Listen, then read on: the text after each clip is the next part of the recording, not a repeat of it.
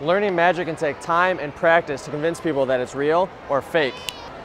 You decide. In Champaign, Mike Dalton, UI 7 News. Holiday season is in full swing, and while you can get pictures with Santa at the mall, the Champaign County Humane Society is giving pets the chance to take pictures with Old St. Nick as well. Although the scare from this past summer is over, kennel cough and parvo can still pop up at any time. Peanut's brother, Scrappy, is an ISO dog. He's under quarantine for a minimum of at least 10 days.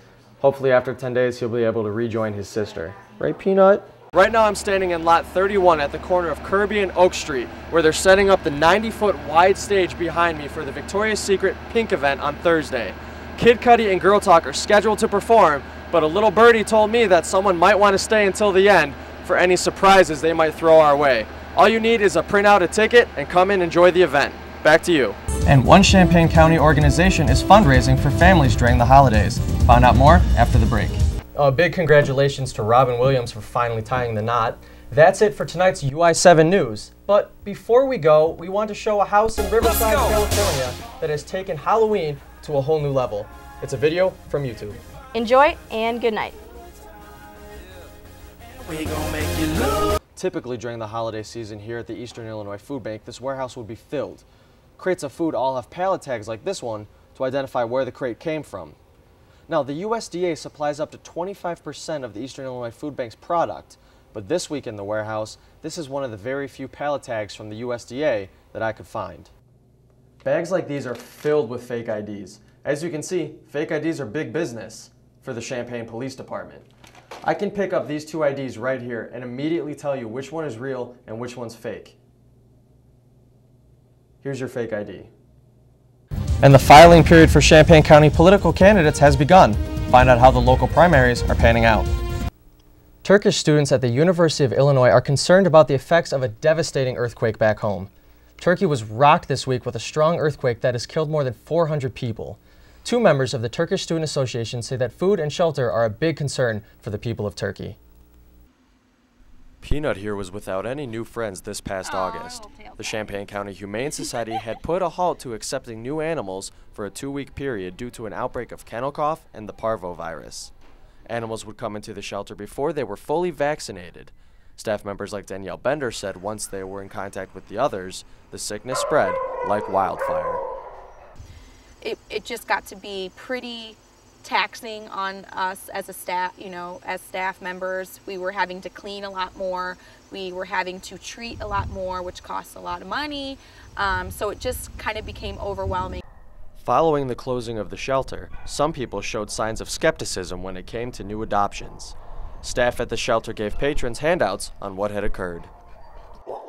Although the scare from this past summer is over, kennel cough and parvo can still pop up at any time. Peanut's brother, Scrappy, is an ISO dog. He's under quarantine for a minimum of at least 10 days. Hopefully after 10 days he'll be able to rejoin his sister. Right, Peanut? After the outbreak occurred, it took some convincing on the shelter's part to reassure people the pets were safe. Any skepticism from the public was met head-on by the shelter's staff. I think being proactive and informing the community about what was going on was very helpful. People understood, and there was a lot of concern, anything we can do to help type thing. And so I think that was a very positive step to keep people informed. There is no avoiding the occasional case of kennel cough, but since its brief closing, the Champaign County Humane Society has managed to find new homes for all the dogs that were previously sick. In Urbana, Mike Dalton, UI 7 News.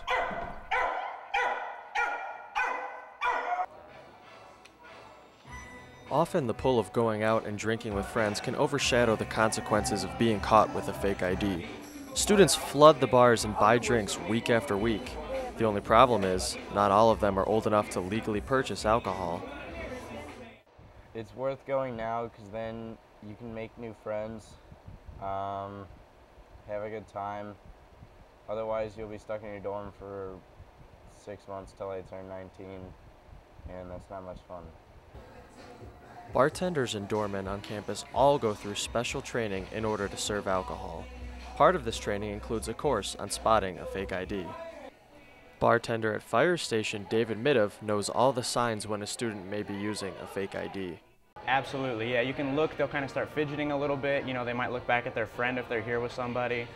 Just an off an off kind of deal, because people that come to bars late at night, they act a certain way usually. The Alcohol Enforcement Unit of the Champaign Police Department have confiscated their fair share of fake IDs. By using a black light and other tools, they show bar employees what to look for on someone's ID. Bags like these are filled with fake IDs. As you can see, fake IDs are big business for the Champaign Police Department. I can pick up these two IDs right here and immediately tell you which one is real and which one's fake. Here's your fake ID.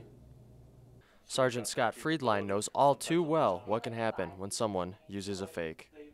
Is it really that important that you spend $200 or whatever you're spending for a fake ID and you're putting so much at risk? Because you're going to ruin an entire college career. It takes one time for us to have contact for that to potentially happen. Being caught with a fake or borrowed ID can range from a misdemeanor to a Class 4 felony. In Champaign, Mike Dalton, UI 7 News.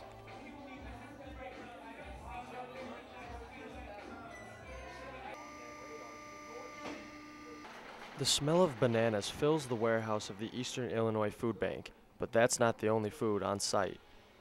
The food bank works with 14 counties and last year took in 6.8 million pounds of product. But the most shocking statistic is that only 1% of that product comes from local food drives. We get actually about 65% of our revenue for the whole year in the last 3 months of the year. So it's a big fundraising time for us, which is really important. Numbers of agencies come here to pick food to take back to their organizations. Donations from big suppliers come sporadically. Typically during the holiday season here at the Eastern Illinois Food Bank, this warehouse would be filled. Crates of food all have pallet tags like this one to identify where the crate came from. Now, the USDA supplies up to 25% of the Eastern Illinois Food Bank's product, but this week in the warehouse, this is one of the very few pallet tags from the USDA that I could find. And so we're very, very concerned about the reduction in food from those government sources. The Times Mental Health Center also receives government food from the USDA. Their intake of food will be considerably cut if the government programs are taken off of the table. Jen Omar Kniram is a cook for the Times Center and works to give the residents 3 meals a day, 365 days a year. I have actually been saving food. For example, like stuffing. And it helps when you start like a month and a half in advance so you can get everything that you need for that meal.